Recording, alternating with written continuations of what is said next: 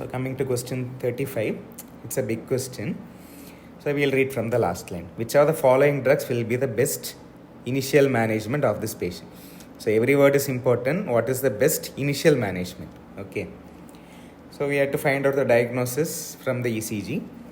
A female patient presents to the emergency room with palpitations, breathing difficulty and tremors. She is a known case of bronchial asthma. So all big question, always note down the clues.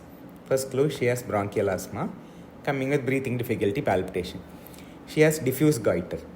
Remember, diffuse goiter, invariably it is Graves' disease. And look at the next line, they have given the diagnosis itself. It was found that she is a known case of Graves' disease who defaulted treatment for the past 6 months.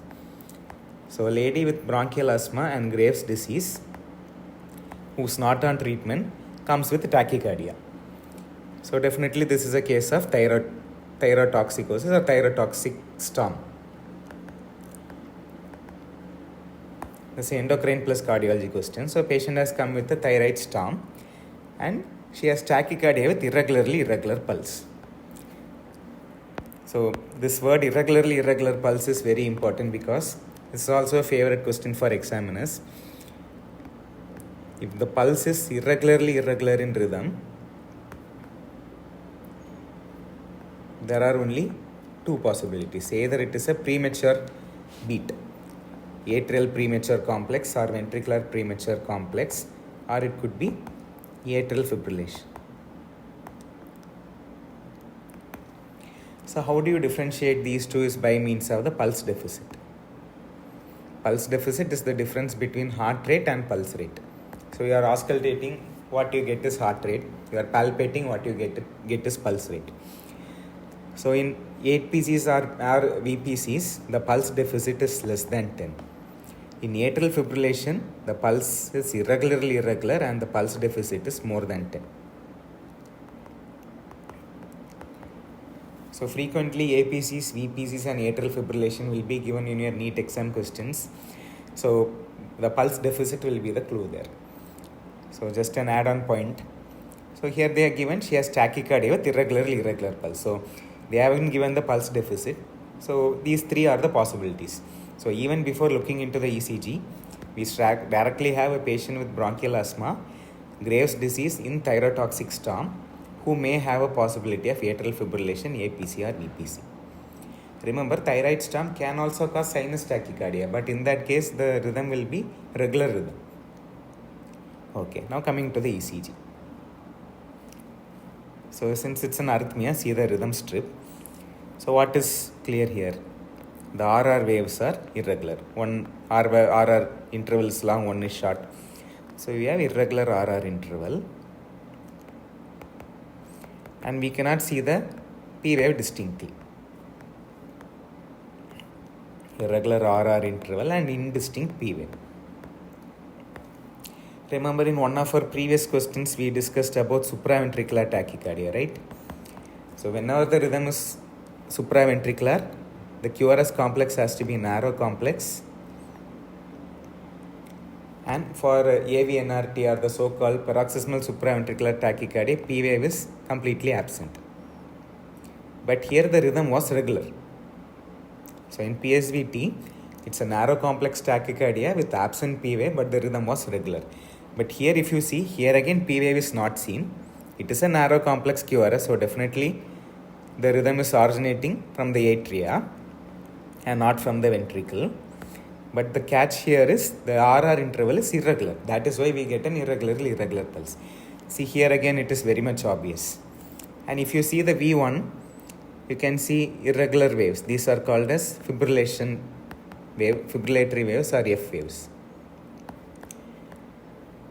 Okay, so narrow complex tachycardia with irregular RR interval and absent P wave, the diagnosis is atrial fibrillation.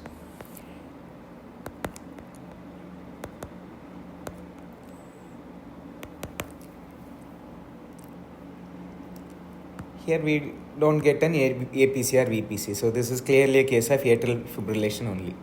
Now, being a case of Graves' disease with atrial fibrillation, what is the best initial management for the patient? Always remember, so we'll discuss a short side note before proceeding with this case. How do you manage thyrotoxicosis? So in thyrotoxicosis, more amount of thyroid hormones are produced from the thyroid gland and they are secreted into the circulation.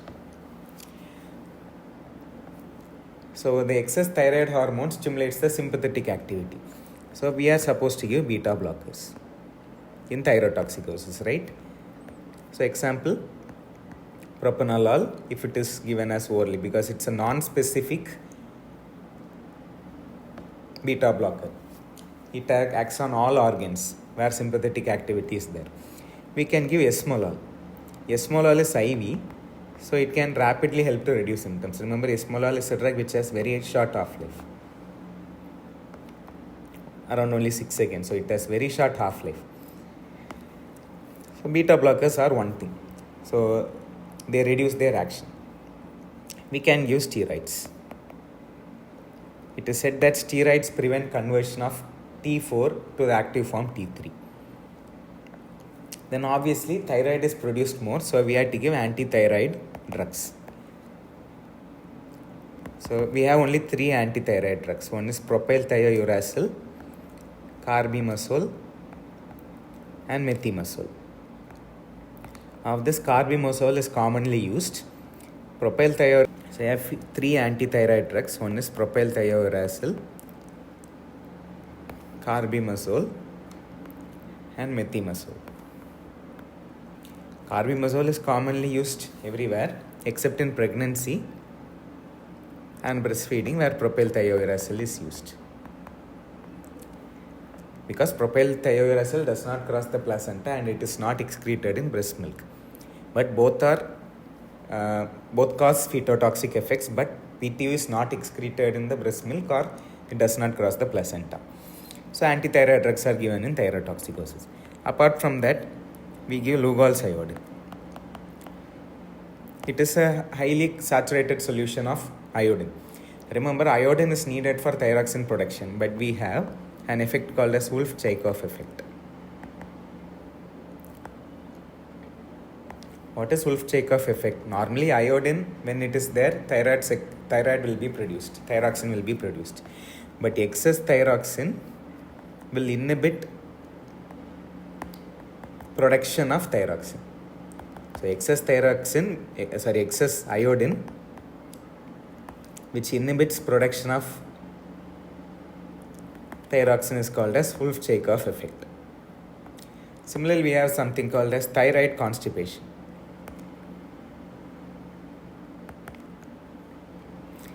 The same excess iodine, when it inhibits the release of thyroxine, it is called as thyroid constipation.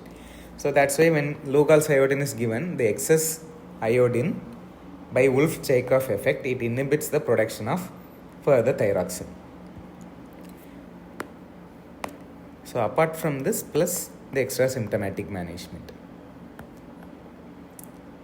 So this is how will you grossly manage a thyrotoxic emergency. So we have to give beta blockers and steroids. In fact, these two are the initial management, because antithyroid drugs, even though they are given, it will take time. So in this case, patient is having Graves' disease with the thyrotoxicosis and he is in atrial fibrillation. So what will you give? So we are tempted to think that the answer may be esmolol, because it is an IV drug, it acts immediately. But please remember, this is a tough question, it's a decider question, because they are given an additional word, bronchial asthma.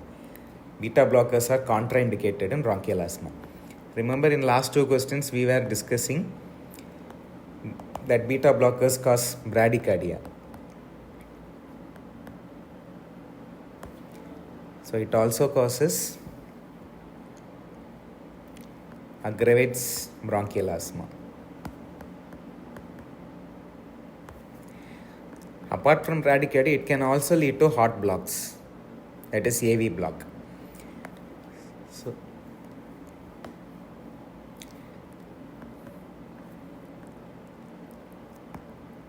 and what does beta blocker do to blood sugars, especially non-specific beta blockers like propranolol? They cause hypoglycemia unawareness.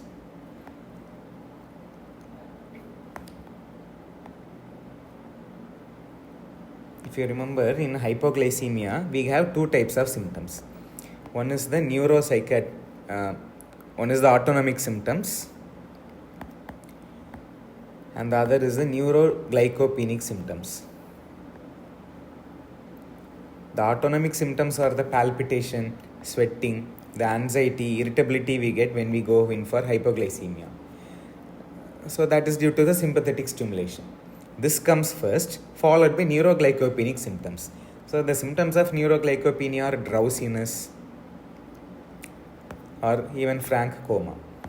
So actually, autonomic nervous system does good in warning us that we may end up in neuroglycopenia.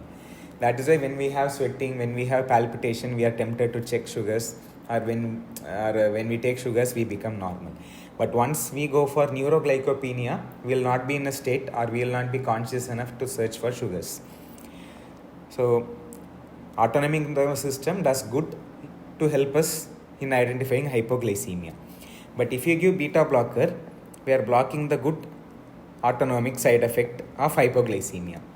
So we will not experience the autonomic symptoms of hypoglycemia. So we will directly end up with neuroglycopenia. This is called as hypoglycemia unawareness due to beta blockers. So these are the four side effects. Bradycardia, that is sinus bradycardia, or it could be heart blocks. Beta blockers aggravate bronchial asthma, and it causes hypoglycemia unawareness.